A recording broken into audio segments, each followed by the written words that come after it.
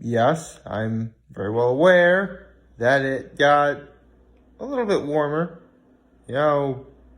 below 50, but above 40 yesterday. So that is a little bit, better. But as long as I still see my breath as I walk outside from building to building or vehicle to building or whatever, as long as I see that 4-letter S word that people around this time of the year begin to despise, I am not going to be happy. Oh well, I guess I just better grin and bear it. The bear puns write themselves. They just do. Really. So, yes, it is Saturday. Just a nice, relaxing day to stay in. I went to bed really late last night. I was working on something pretty major, and I actually got up really early to work out and then continue working out, which I did finish. So it was a monkey, metaphorically speaking, that I got off my back. But at the same time, I just have a lot of work ahead of me. I'm actually working on something pretty important for me. One that would allow me to maybe be able to do more if, it works out. But I have a lot of work ahead of me. Don't get me wrong, though. I'm still it doesn't really take that much time and effort to, make these videos at all. But, until, I know I succeed at this, I'm just going to be a little bit on the stress side. Don't worry, though. You're not going to see me in complete fluster, rage, or anything like that. No, believe me, if doing enough of these videos, I learned how to easily maintain my composure on camera. So, and now that I think about it, not only on camera, but, in real life, actually. So, yeah, yes, in a way, making these videos has been a kind of therapy for me. Or maybe therapy. Okay, that was a bad one. Yeah, but we're at that time of year where, the only thing you have to look forward to is a more routine-like basis. But, we do get a few things, throughout the winter. I know I didn't really touch upon it the last couple of days, but Kristen Stewart, on Hot Ones, what can I say? She's a gangster. She is. And I will admit, I do kind of have a bit of a crush on her. Well, yes, I know she was in Twilight. The movies are bad, and wow. Fast and the Furious, 12 is going on outside right now. Holy cow. Anyway, where was I? Yes, I know Kristen Stewart was in those bad Twilight movies and some other movies that weren't the greatest. But she's done a lot of good things too. She portrayed Joan Jett in The Runaways. In fact, you know what? After this video, I think I'm going to look up some of the music from that movie because I never saw The Runaways, but I heard good things about it. In fact, during the Hot Ones interview, Kristen Stewart talked about how she met Joan Jett, and she's like, I will do everything in my power to do this woman, Joan Jett, justice. Yeah, Joan Jett justice. That's alliteration for the win. Anyway, so, yes. So, suffice to say, I am definitely going to, you might like Joan Jett's music. I Hate Myself for Loving You. That's a good song. And who could forget I Love Rock and Roll? That song is practically synonymous with, Joan Jett and her line of work. And, Cherry Bomb when she was in The Runaways. I like that song too. That was in Guardians of the Galaxy mixtape volume 1. So, yeah. I actually have both mixtapes from both movies on my iPod. I like to listen to them both. I guess from both the ones I listen to the most. Let's see. Obviously, Come Get Your Love. I Want You Back. Quite a lot of the first the first mixtape, and a couple from the second one. I mean, Mr. Blue Sky. I love that song. I love like little baby Groot dancing. I always want to do a video like that where like the most pleasant like songs in the background. There's a camera sort of like this, like pointing at me. I'm walking toward the camera, doing a little dance. I always want to do a video like that.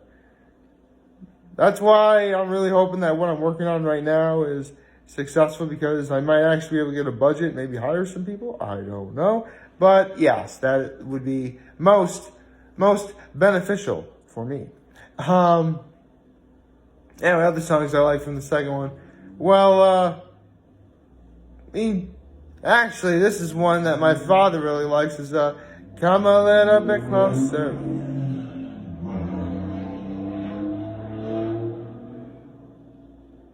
Forget it. It's like Baker's Dozen Fast, Baker's Dozen Furious out there. I don't know. Seriously, it's like, oh my goodness. They're not angry ducks, but angry trucks. Oh, man, I can't believe I just thought of that. Wow. I are totally clever. Where was I? Yeah. Anyway, I was about to say, what was I about to say again? Yeah. Come a little bit closer, you're my kind of man. So big and so strong. Come a little bit closer, I'm all alone, and the night is so long. That, I want to be able to do seriously, ever since I saw that scene in Guardians of the Galaxy Volume 2, I just want to get like a couple of my brothers, like that song playing in the background, and we're just walking, being like, I would do the Conor McGregor walk right now if that were required. I set this little guy down, and he's the adorable one of the two of us, and I dare not take the camera off of him. So yes, but we're just like, but again, like some of my brothers are good people with horse heads. I don't care. Just some of us, we're just walking in the back, and we're just like, seriously, like the Nostalgia Critic once did like a top 11 like greatest movie cliches.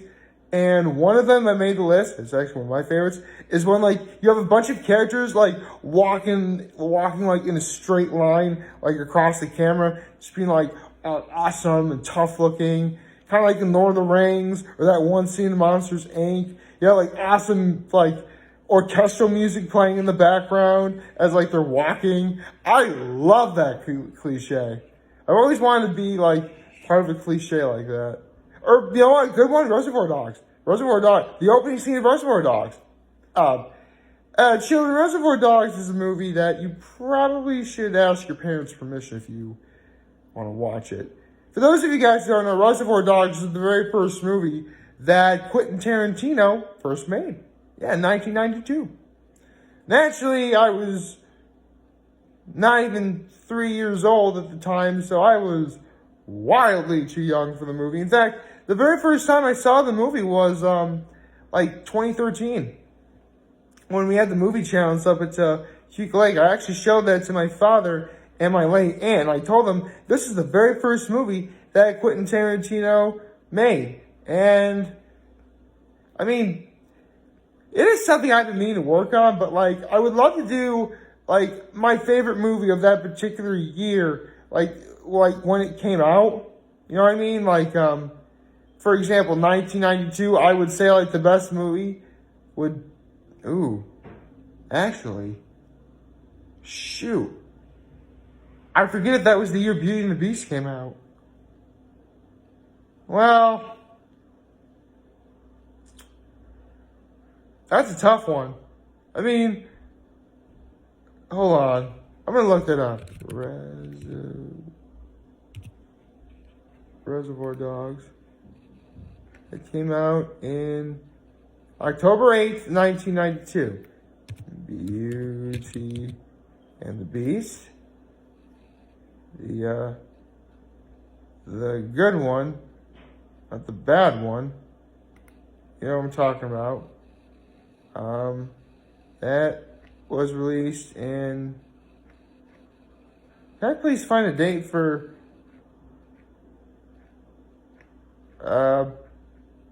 the other one, please?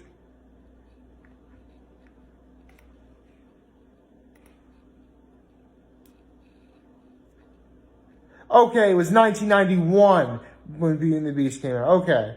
So, never mind. I thought I was going to have to put two in the same year, but no. I mean, again, I need to go over, like, all the great movies that came out, like, every year since I've been alive. But as of this moment in time, I guess I could simply say, 1991, the best movie that came out, Beauty and the Beast. And 1992, the best movie that came out, Reservoir Dogs. Although, that reminds me.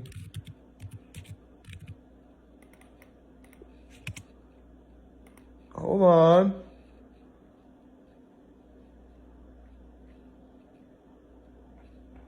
Hold on. I just might be able to do something here.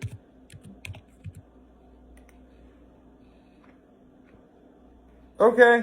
I'm just going to say right now. The Rescuers Down Under, best movie of 1990. I have spoken. Yes! Yes! Oh, man, I love The Rescuers Down Under. I would watch the heck out of both Rescuers movies when I was a kid. I love those two little mice. They were adorable. And they help people, which is awesome. But, yeah, man. Seriously, if you have the opportunity to watch Rescuers Down Under, do it. It is awesome. Like, really awesome. Like, and when you think about it, it's the only Disney sequel outside of Ralph Breaks the Internet and upcoming Frozen 2, in which it's a sequel and it's part of Disney's animated canon. That's awesome. So, yeah, Rescuers Down Under, Beauty and the Beast, and, Reservoir Dogs. Watch those movies. I'm giving you, like, advice, If you don't want to have a date night with that special someone, you can watch any of those movies, really.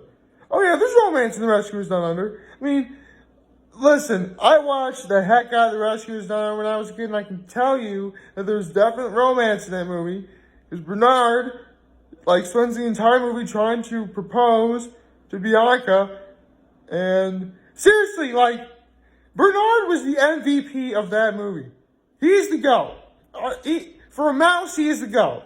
Okay, so, yeah. I think I just came up with the title of the video today. I got a little more enthused than I thought I would. Not that I'm complaining, I love that movie.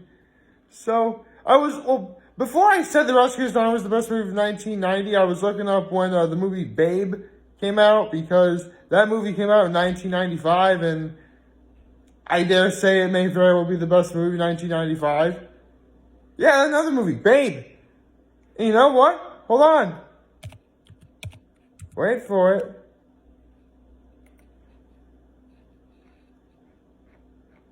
Yeah. You know what? Gene Siskel said Babe, Pig in the City, which is the sequel to Babe, was the best movie of 1998. And I will humbly agree with that, my friend. So, yeah, Babe, Pig in the City, best movie of 1998. So, yeah, I am just giving you, so many movies that you could be watching with your friends and family. And they're all good. In both entertaining and, heartwarming. So, actually, Reservoir Dogs isn't heartwarming. It is not heartwarming at all. But it is entertaining. So, yeah. I just gave you a who's who of really good movies. Such as The Rocks Pirates, who are a who's who of great pirates who are now great, but weren't sort of more unknown back then. Seriously, the last chapter, if you guys read it, they talked about how the Rocks Pirates were separated, and now they're sort of going their own separate ways after they disbanded after the God Valley incident that I mentioned. And several of those members of the Rocks Pirates, Kaido, Big Mom, Edward Newgate, a.k.a. Whitebeard, who would eventually become the Four Emperors. Don't misunderstand me. Back then, when they were part of the Rocks Pirates, they were dangerous. Downright scary, even. But they're nothing compared to what they are in the present. Oh, no. They're You know, I'm just going to say it. They are godlike beings in that world. Well, Whitebeard was. I mean, spoiler alert, in case you haven't read the manga or know the story, Whitebeard died. But I say this on you. When Whitebeard died, he was 72 years old. He was given the epithet of the world's strongest man. Oh yeah, he was. And at age 72, he still had it.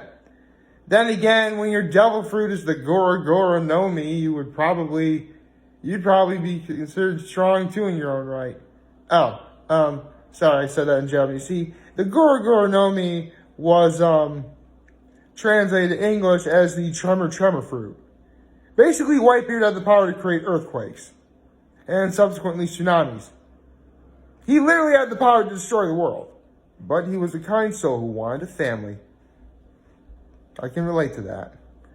Seriously, I could talk about Whitebeard all day long, but all you need to know is that he was the world's strongest man, and he was the closest to ever becoming king of the pirates, even closer to Gold Roger than anyone. But honestly, all he ever wanted was a family.